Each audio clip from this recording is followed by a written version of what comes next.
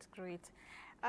The president also mentioned a five-fold increase in foreign reserves and a stabilized Naira. It feels like a win after years of currency volatility. But can we expect long-term stability in the exchange rate, especially given global oil price volatility?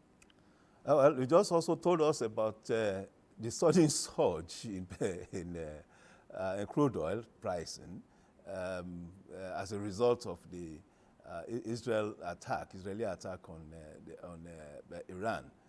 Those geopolitical factors usually drive the price of crude oil, and either we like it or not, the earnings, our revenue from crude oil, still form the bulk, of our earnings, of our foreign exchange earnings. But what we are seeing also now is a clear diversification away from just crude oil. So one, we had always benchmarked the Nigerian crude oil pricing against the Brent oil, but we also have our own peculiar products that are also perhaps earning more. They earn more pricing templates in the international market. Bonny Light, for instance, Kwa Ibo, Focados, Brass, and all that. We have these peculiar things. When, for instance, we are talking about Brent being $73 today, Bonny Light could be as near $79 or $80. So while we use that as our benchmark, organically, we also have our crude oil products that are also commanding huge pricing in the international market. But beyond that, we are also seeing a lot of activities around the gas, the urea for fertilizers.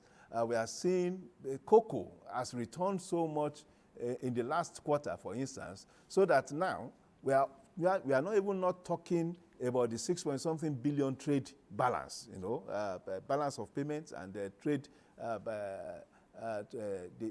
our standing in the trade import and export, in 2024. But now, even in the first quarter of 2025, we have recorded a higher trade surplus, at more than 5 trillion naira. And what excites a sovereign state than the fact that your export is lower than your import?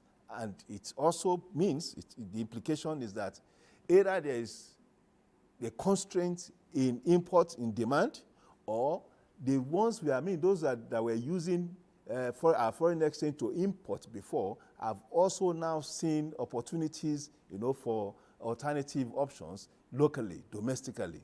And so to a large extent, it's a win-win situation for us.